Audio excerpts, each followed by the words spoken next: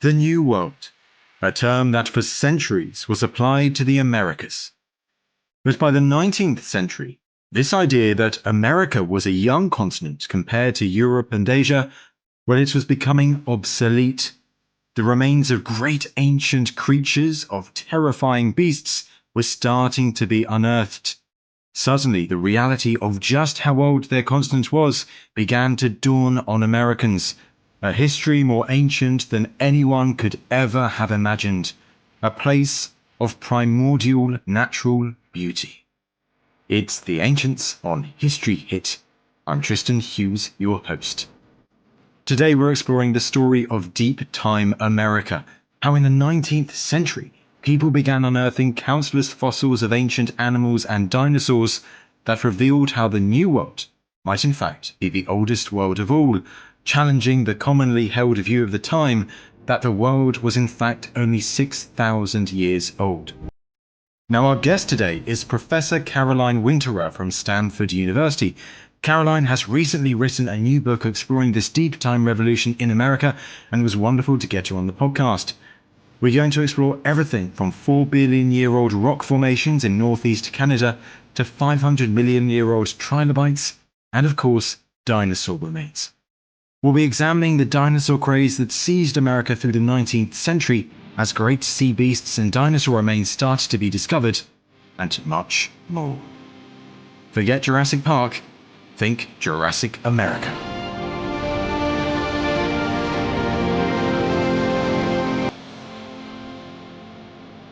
Caroline, it is a pleasure to have you on the podcast today. Well, thank you. It's a pleasure to be here. Now, I'm used to on the podcast sometimes delving into particular monuments or like focusing in on a particular period of ancient history or prehistory. This one feels like we're going to be talking in millions of years and so on. Is this the story of actually how old North America is and the misconceptions there were about that in previous centuries? Yeah, there were a lot of misconceptions until very recently, actually, 200 years ago. People around the world thought that the Americas were only about 6,000 years old, which was the age of the Earth. And within the space of a mere century, they absolutely changed their minds about it, thinking it was a billion or even more years old. So that was quite a change of their minds. And is it this idea of deep time? So what is that? Yes. Deep time is the view that actually probably most of your listeners carry around with them without knowing it. And that is the view that the planet Earth itself is billions of years old and life upon it several hundred million of years old. That view, even though it's broadly accepted today, is in fact a very new idea. And it emerges in the space of a mere century between around 1800 and 1900, when people in Europe and the Americas began to imagine that the Earth was quite old and not the 6,000 years that a literal reading of the Bible would suggest. Yes, absolutely. Well, let's focus in on North America. And first off, how old do we therefore think the North American continent is understood to be? So today, scientists believe that the North American continent is over 4 billion years old. Whoa. Yeah. Whoa. Okay. And also you can walk on some of those 4 billion years old rocks if you go to the eastern part of Canada, where the so-called Canadian shield of extremely ancient rocks is visible at the surface. So you can walk on 4 billion year old rocks.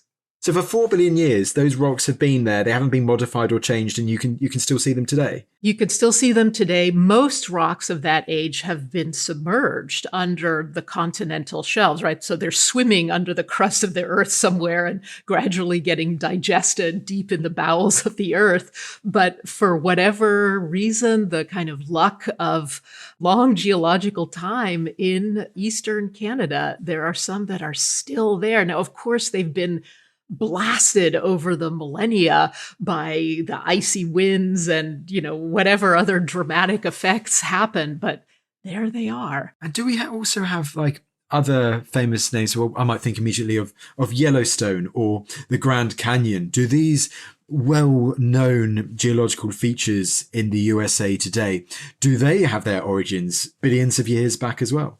Yes, well, and actually, I should say, so do parts of the British Isles. If you go to Scotland, you can see some very, very ancient rocks, actually rock formations that are shared with North America. But yes, deep in the Grand Canyon are rocks that are also billions of years old. And you have to work a little harder than on the Canadian Shield. But if you hike all the way down to the bottom to the Colorado River, you will encounter very, very ancient rocks. And it was these rocks that Americans began to discover over the course of the 19th century, and to imagine that they were not 6,000 years old, that they were in fact quite a bit older than that. And that's what my book is calling the deep time revolution, because it really is revolutionary to think about time in such expansive terms, essentially how big the stage is for the story of Earth and for the story of life upon it. And with this unraveling of thought, as you say, as more information comes to light and the technological advancements that come with it, so that these people can start realizing just how old the North American continent was, what were the main types of materials that they had available to learn more about this stuff and just how old some of these things were? I mean, how can you tell that particular rocks could be some 4 billion years old? Well, this is such a great question. So in fact, they didn't know how old the rocks actually were until the early 1900s. And that's when they discovered radiometric dating, which is dating rocks by the decay of electrons and protons and all the chemists out there. Science, yes, fill in with science. So that's what we call actual dates, is assigning an actual year value, like to, how old you are, how old I am, how old the Earth is. They did not have this before 1900. And so what I'm calling the deep time revolution unfolds only with relative dates. So that's saying that a layer of rock that lies on top of another one is younger, right? Because we imagine that things are deposited in order, right? As you would make a sandcastle at the beach. The layer on the bottom was put down at 1 o'clock in the afternoon. The layer on the top was put down at 3 o'clock. But you actually have no idea how old the layers are. And so what's extraordinary about the deep time revolution is that it unfolds precisely in the absence of what you were calling scientific instruments. So this is purely an act of the imagination. Young rocks are on top, older rocks are underneath, but we can only have fights about relative dates, not about actual dates. So it's really purely an act of the imagination that they are imagining deep time. And it's really not until the 20th century that we can start saying, oh, this is billions and that's millions, et cetera, et cetera. It's the same thing that happens with the discovery of dinosaur fossils and all kinds of fossils, around what we would say now 500 million years old. They have no idea. They only know that the trilobite fossils, these little sort of about the size of the face of an Apple Watch, right? That's the size of a trilobite. These funny little things that look like horseshoe crabs. They find these by the millions in the northern Appalachian Mountains. They think they look really weird, but they know very hauntingly that these are the first beings that lie over the rocks that have no fossils. So these must be the first life forms created on Earth. But created by what and created by whom? Did God, in fact, create trilobites first? Like putting aside Adam and Eve, was it in fact instead the trilobites that God created first? And then after them, the dinosaurs that are eventually found in strata all over the East Coast, but especially in the Midwest. All of these wonderful discoveries occur in the absence of any kind of actual dates, which makes this revolution all the more amazing. You mentioned their trilobites as well. I would love to do an episode just about trilobites in the future. I think trilobites are fascinating little things. But you've kind of preempted what I want to talk about next, which is, okay, if we're talking about the time now where there's life in the North American continent, and let's say over the hundreds of millions of years in the past. Can you give us a sense? I know there are different eras, like the time of the dinosaurs, the Ice Age more recently, and then the trilobites further back. But do we get a sense, I mean, are there different, dare I say, kind of keystone species that we should just highlight? 800 million years, think of this. 600 million years, think. Could you kind of give us a sense of that and how we should imagine that? Yeah, absolutely. It's a wonderful series of exciting finds, each of which is very meaningful. So the first, of course, are the trilobites. And you should definitely do an episode on the trilobites. They love the trilobites. They imagine that God, in his infinite love for the life forms he created, gave the first oceans to these lowly creatures. And one of the huge debates of the time was whether the trilobites had had eyes. It was unclear in the fossil record because they're soft tissues. They had disappeared. But they did imagine that God must have given them eyes because God would have wanted them to see and enjoy the beautiful sunlit waters of the infant oceans. So they created a new Eden around the trilobites, God's first created beings. Then came right on top, was later called the Carboniferous. These are the huge fossil forests that gave us the industrial age. And contrary to our own era, where we wring our hands about all the pollution that we've put into the air that is causing climate change, and, because we've essentially taken these fossil forests and aerosolized them, right? We've put them into the atmosphere where they're causing warming. People in the 19th century, both in Britain and America, when they found the fossil forests, which are basically oil deposits, right? They said, oh, well, this is a sign once again of God's love for his human creatures. He has given us the capacity to warm ourselves and to create light in the darkness. God's first forests, or the forest primeval, as the poet Longfellow called them, were God's gift from the past to the present day. So that was another key marker. I remember watching a show when I was much younger called Prehistoric Park, and I think they went to Carboniferous, and it was almost where the insects were much bigger than they are today, like giant dragonflies, centipedes, and scorpions. Is that from that time period, roughly? Yes. So think of a Louisiana bayou, a big swamp with, atmosphere and clouds and then dragonflies the size of small gliders, centipedes, the size of a Volkswagen.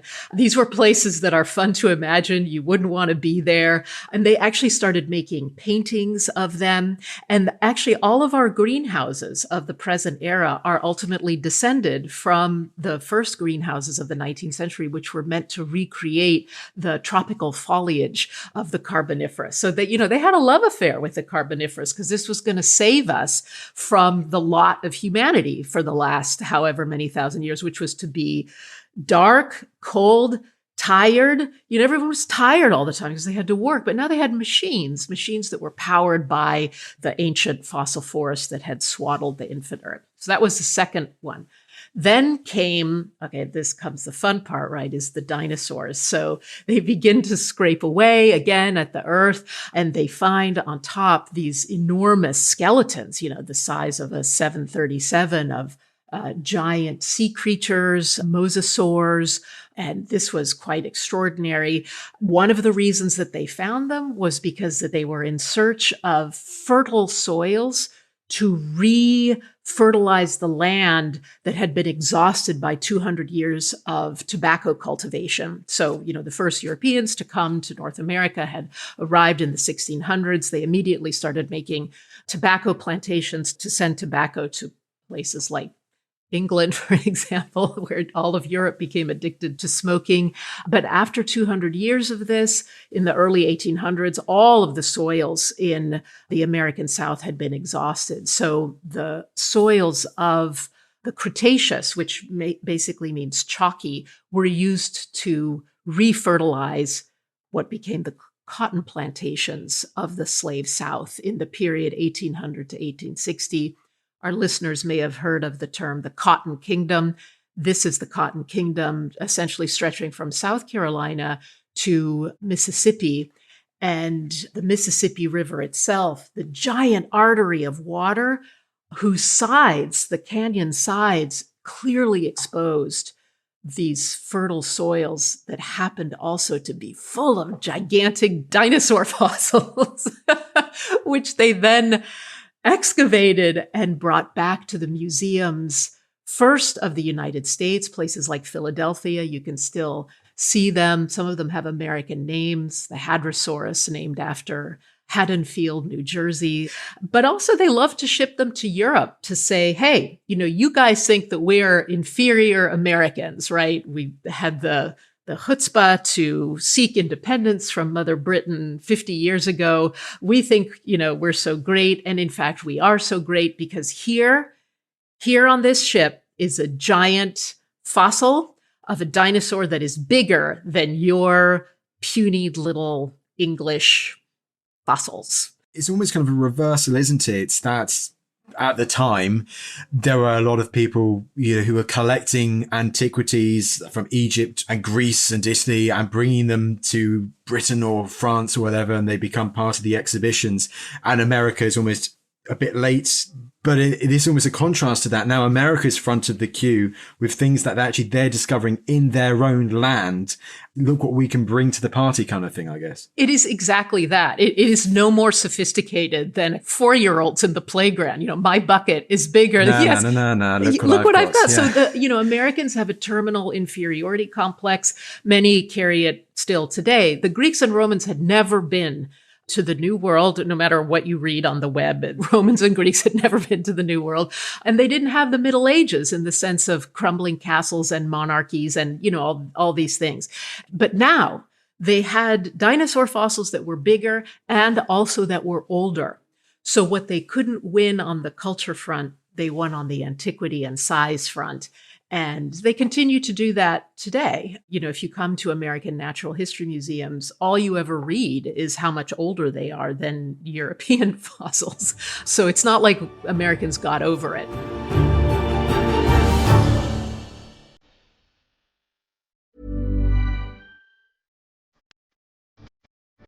What started the Civil War? What ended the conflict in Vietnam? Who was Paul Revere? And did the Vikings ever reach America? I'm Don Wildman, and on American History Hit, my expert guests and I are journeying across the nation and through the years to uncover the stories that have made America. We'll visit the battlefields and debate floors where the nation was formed, meet the characters who have altered it with their touch, and count the votes that have changed the direction of our laws and leadership. Find American History Hit twice a week, every week, wherever you get your podcasts. American History Hit, a podcast from History Hit.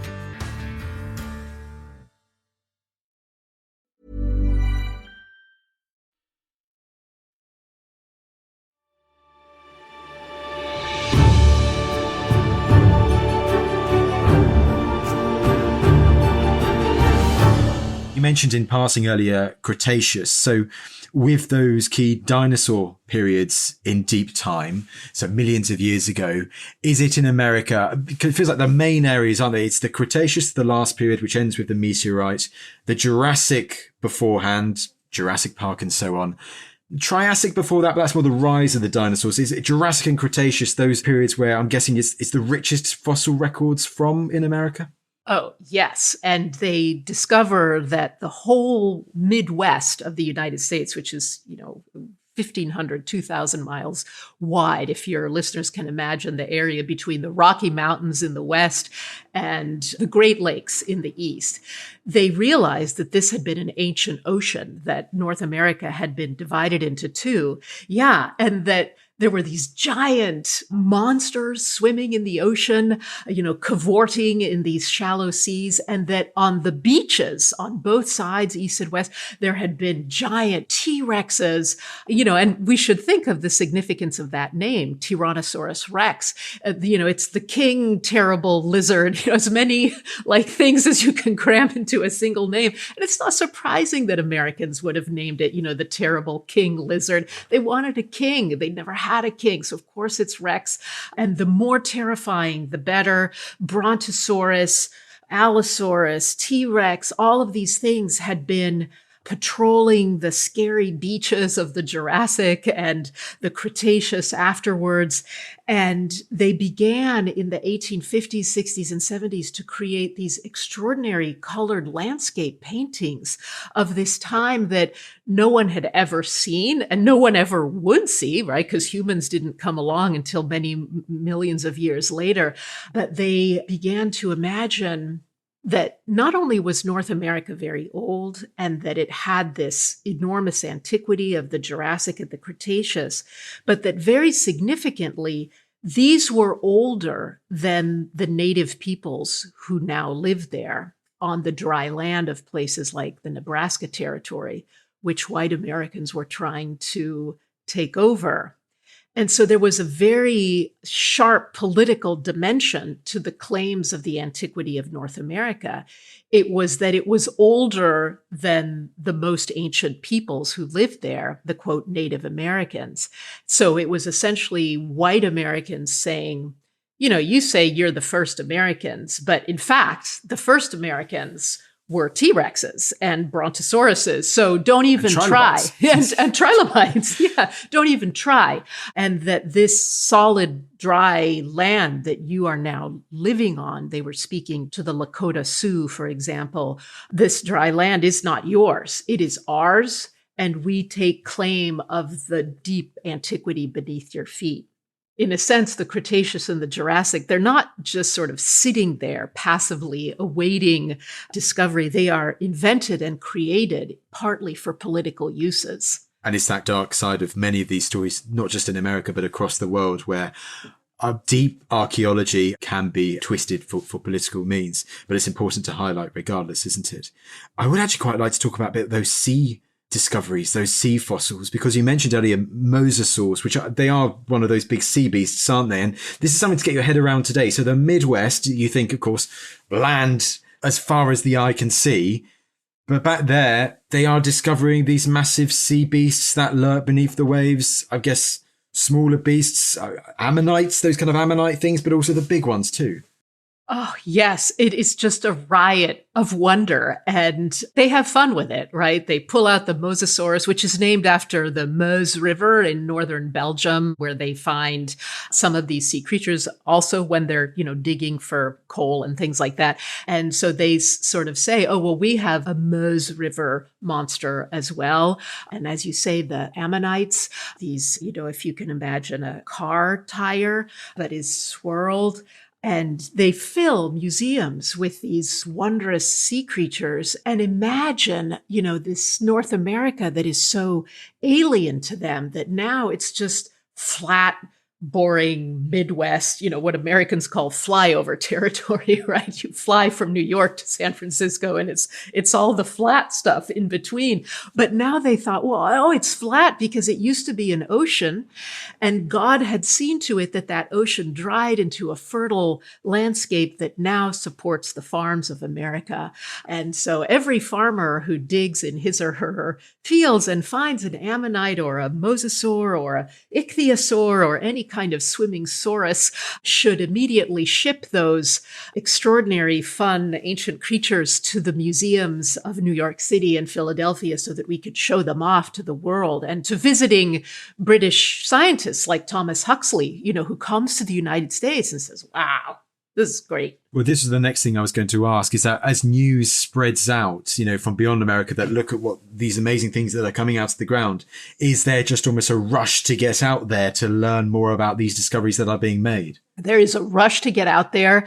So Darwin, sadly, himself never comes to North America, but Darwin's bulldog, Thomas Huxley, he's even more a Darwinian than Darwin is. He comes to America. He visits not only the extraordinary dinosaur fossils, but what came after the age of dinosaurs, which was the age of mammals.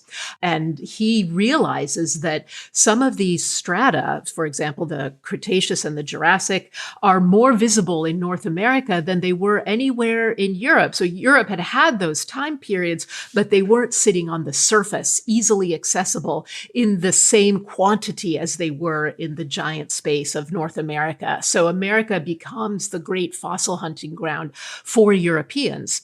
And in some sense, it still remains so today, although now, of course, many other areas of the world have been opened up for fossil hunting, like China and North Africa, etc. We'll definitely go back to exploring more of that fossil hunting story and some particular really interesting examples of that race to unearth these fossils and who these people were.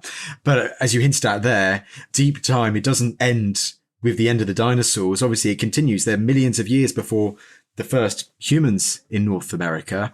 So far, you've given the sense that it's almost layer upon layer upon layer, and then you get to the dinosaurs. But then you mentioned there that some dinosaur bones were at the surface.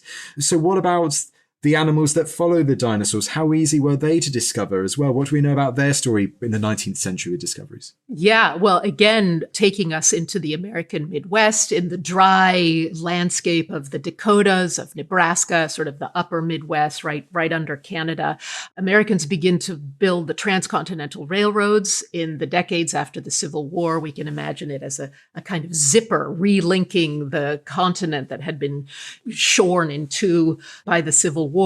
That, in order to build the railroads, you need to bring the geologists, and the geologists, of course, are going to find bones of various kinds especially the Badlands of the Dakotas, where, you have these deep gullies. You find on top of the dinosaur bones, suddenly the dinosaurs are gone, vanished.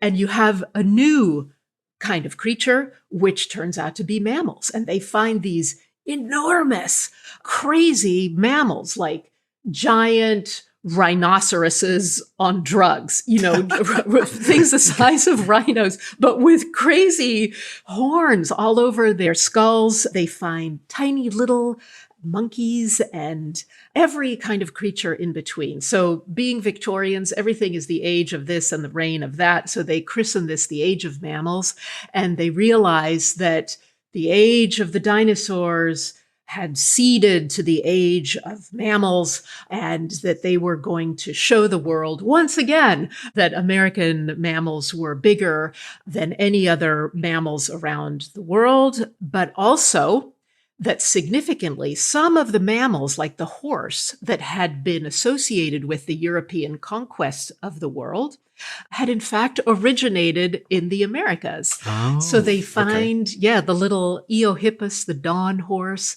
Eo means dawn in Greek. The first camels, all of these various ungulates, animals of the plains, kind of the steppes, right, that circled the globe 50 million years ago.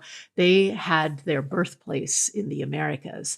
Now, this was so important for Americans to claim, because one of the things that Europeans loved to say was that the New World was inferior because its land was not fertile. Why would God have wasted fertility on the New World? And Americans could say, but no. In fact, some of the great civilization-bearing animals that we know today, like the horse, originated in the Americas, migrated westward over the Bering Straits, which had been dry, and into Asia. And so Europe, in some sense, was a colony of America. That was such a great moment for the Americans.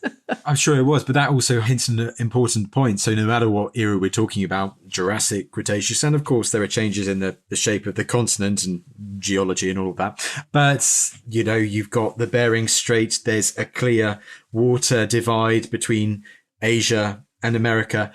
But back then, before the ice sheets come down, it was possible, for animals, long before humans, to venture, westwards into Asia and then Europe that way. Yeah, like you can get on a flight from San Francisco to Tokyo today.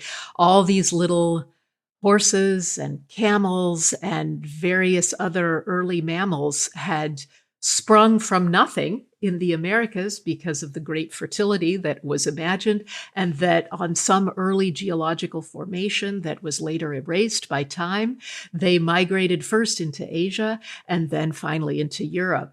And then they went extinct in the Americas. So by the time the Spaniards arrived in North America in the 1500s, Cortez and others, they were bringing their horses, But it was really the return of the horse to its native land in much bigger form. So that was an exciting time. The final layer, of course, was humans. And this created an extraordinary dilemma because the oldest fossil humans that were found were in fact being found in Europe. Around 1870, 1880, the word prehistory is invented to begin to talk about a time in human history that predates written records. So history is written records, Herodotus, Thucydides, that's history because it's written. But now they were finding evidence of human beings before there was writing. So, cave paintings, Neanderthals, how to talk about those. Well, they're prehistoric, they're human, but they don't write. Now, the trouble for North Americans was that those fossils were not being found in North America. So what white Americans did essentially was to adopt European human fossils as their own and to create human family trees that attributed the wonderful cave paintings at places like Lascaux that they were discovering to white Caucasian peoples who then were thought to live in New York City today. So they were basically saying, white Americans have nothing to do with Native Americans. Their cultural origins are in Europe, and Europeans, many thousands of years ago, were already creating beautiful cave paintings, and those are our people.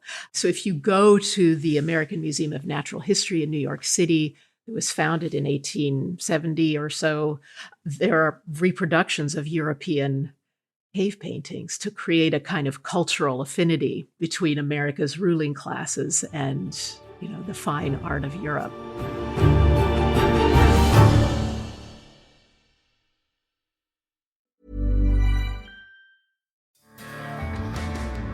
What started the Civil War? What ended the conflict in Vietnam? Who was Paul Revere? And did the Vikings ever reach America? I'm Don Wildman, and on American History Hit, my expert guests and I are journeying across the nation and through the years to uncover the stories that have made America. We'll visit the battlefields and debate floors where the nation was formed, meet the characters who have altered it with their touch, and count the votes that have changed the direction of our laws and leadership. Find American History Hit twice a week, every week, wherever you get your podcasts. American History Hit, a podcast from History Hit.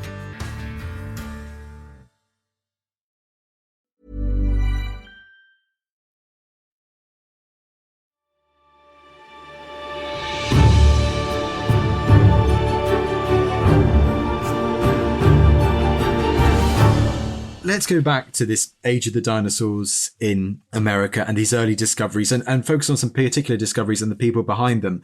When are the earliest dinosaur fossils discovered? And what's the process behind the discoveries? Because you mentioned like plantations and stuff like that. Is it almost accidental by plantation owners and then these things happen and they call someone or they come in? I mean, what's the story of the discovering of these first fossils? So it tends to be accidental. People are not in search of fossils because they don't know that they're weird and interesting. Because, fossil just means from the ground. It doesn't imply old until the late 19th century, right? So they're just minding their own business. They're farming, they're digging for coal, they're just going about their daily life in the 19th century. So, for example, one of the first people to find fossils is Thomas Jefferson. He's the great naturalist, founder, and he finds these mastodon bones. These are these ancient elephants, with tusks, and he displays them at his house at Monticello. Part of the reason he sends the Lewis and Clark expedition to the Pacific in 1804 is to say, bring back one of those mastodons, but bring it back alive. He imagines that there must still be a live mastodon roaming around the earth because they're just beginning to think through the idea of extinction. That's another idea we take for granted today. Extinction wasn't even formulated until around the year 1800.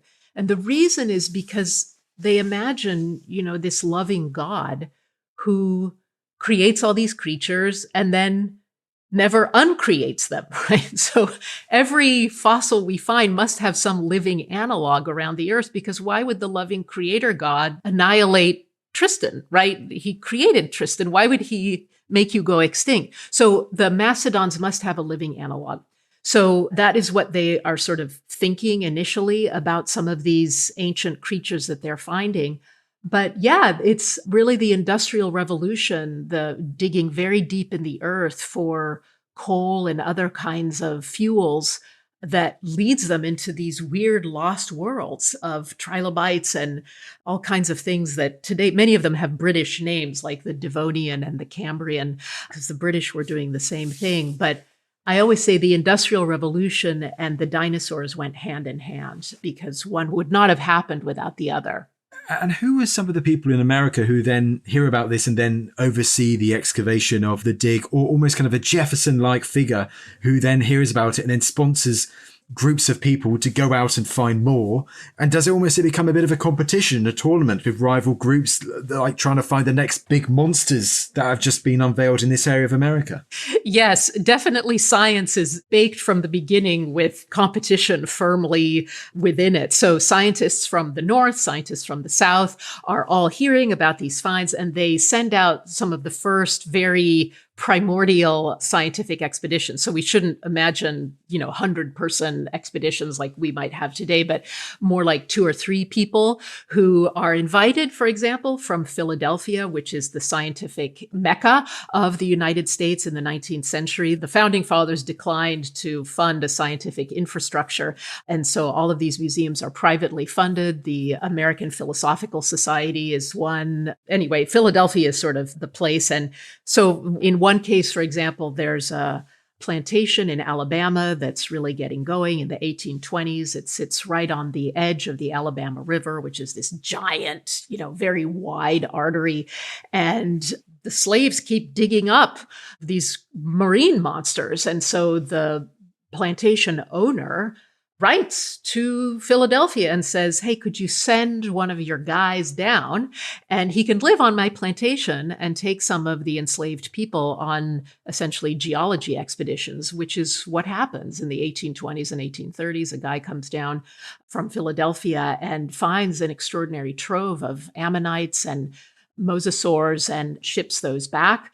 They also find human remains from Native Americans, past and present, because the Native Americans are now being pushed off of this land in what are called the Indian Wars, peoples like the Natchez and others. So all of this bony debris gets pulled out of the earth and sent to these sort of centers of collection and calculation on the East Coast. And even today, the center of American academic and intellectual life is on the East Coast. And that's vestigial from the 19th century age of fossil collecting. So if you want to see the extraordinary Midwest fossils, don't go to the Midwest. Go to New York City, go to Washington, D.C., to the Smithsonian. There they are. Is it then kind of that as they start digging deeper, you said Cretaceous, then Jurassic. I mean, how long is it before you get people discovering things like trilobites and then realizing that there's no more to it? How long does it take to go from those top layers to those earliest animal remains? Yeah, interestingly, it's the trilobites that are discovered first, even though we know they're last because they're exposed at the top of the Appalachians. So they're not discovered in the order of chronology. So in some senses, depending on where you dig, different layers are exposed. So the trilobites come to attention actually in around 1815, 1820, and they haven't found any dinosaurs yet. It's not until quite a bit, 1830s, 1840s, that they begin to uncover the first dinosaurs. So everything is all sort of mixed up. And the neat and tidy geological column that they eventually create was not in place until a little bit later. Everything is a bit of a jumble. But to go back to the dinosaurs for a second, it's not obvious either, when we think of Jurassic America, it's not immediately obvious that this had to be a bloodthirsty land of gore and rapine, right? These creatures had teeth, but we have teeth and we're not, gnashing our way through forests, you and I normally. And so it was very much a product of the Victorian mindset that they imposed on an ancient time period the capitalist values of their own day. This is the era of the robber barons and unfettered capitalism with no safety net and no unions. But they wanted to think of themselves as civilized human beings. And so they thought that any ancient time period must have been a lawless era of blood and gore. And, the first paintings of T-Rex were very gore-filled. And so that's what they impose on the Jurassic. And that's what we carry around with us today. We don't remember, we don't think about the gentle parts of the Jurassic. There were gentle little creatures in the Jurassic, but that wouldn't be any fun for us. So we populate it with these big, scary and fun dinosaurs. Don't give me a small, boring vegetarian dinosaur. I want a big, bloodthirsty one. It is because we have inherited the Victorian dinosaurs of 150 years ago. So that's worth remembering. So by the early 20th century, just how different have people's, not just in America, but also in Europe and elsewhere, have people's perception of North America, how significantly in that 100 years or so have mindsets, attitudes changed towards North America because of that discovery of deep time? Yeah, well, Europeans came around, some of them, to the idea that North America and then South America had a legitimate place on the international stage of science, that they were producing scientists and they were producing interesting scientific finds. So it's really a kind of declaration of independence for American science as a result of deep time, even though Americans would never win on the stage of the Greek and Roman high culture that we see in European museums. So it was very significant as a chapter in American history. And lastly, seems very important and timely to bring it up today, is this rich prehistoric history of the North American continent and its varying environments. Is this part of the reason why North America is so rich in minerals and fossil fuels today? Resources, natural resources that continue to be used aplenty in North America today. Yeah, that is accidental. The first white settlers of North America didn't know that the mineral riches of North America were there for the taking. But it is a product of this deep time revolution between 1800 and 1900 that the full realization of the industrial uses of the oil and minerals of North America, all of that came into focus. We are sitting on this extraordinary land that not only has great agricultural fertility, in the form of these now dried seabeds that we have from Texas to Saskatchewan, right? But the mineral wealth that is excavated just not only in the East Coast, but flowing all the way to the West Coast. And anybody who's visited the La Brea tar pits in Los Angeles, these kind of burping oil pits in the middle of downtown Los Angeles, where Ice Age mammals come bubbling to the surface. Those were discovered and exploited because of the need to find oil in Los Angeles. So yeah, it cemented for Americans what they suspected, which was that God had favored North America with a divine mission to lead the world to salvation, and that he was going to show this is called manifest destiny, right? He was going to show this not just through missionary campaigns and such, but by allowing white Americans to uncover the mineral rocky wealth of the United States. And the second coming would come any minute after they had found that. Caroline, this has been a fantastic chat. Last but certainly not least, your book, all about this and more, it is called? So yeah, my book is called How the New World Became Old. The subtitle is The Deep Time Revolution in America. It was published last fall by Princeton University Press. If you like dinosaur pictures, it's got over 100 of them in color and black and white. Trilobites, T-Rexes, it's all there because I'm hoping everyone out there loves dinosaurs as much as I have since I was 3.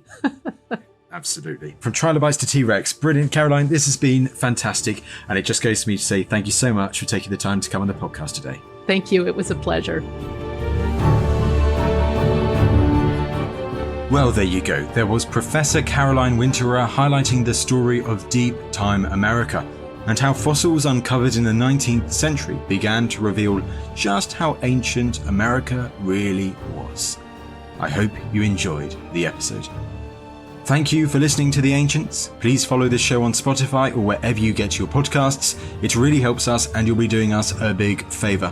Don't forget you can also listen to us and all of History Hit's podcasts ad-free and watch hundreds of TV documentaries when you subscribe at historyhit.com/subscribe. Lastly, if you want any more ancient history videos and clips in the meantime, then be sure to follow me on Instagram at AncientsTristan. Now that's enough from me, and I'll see you in the next episode.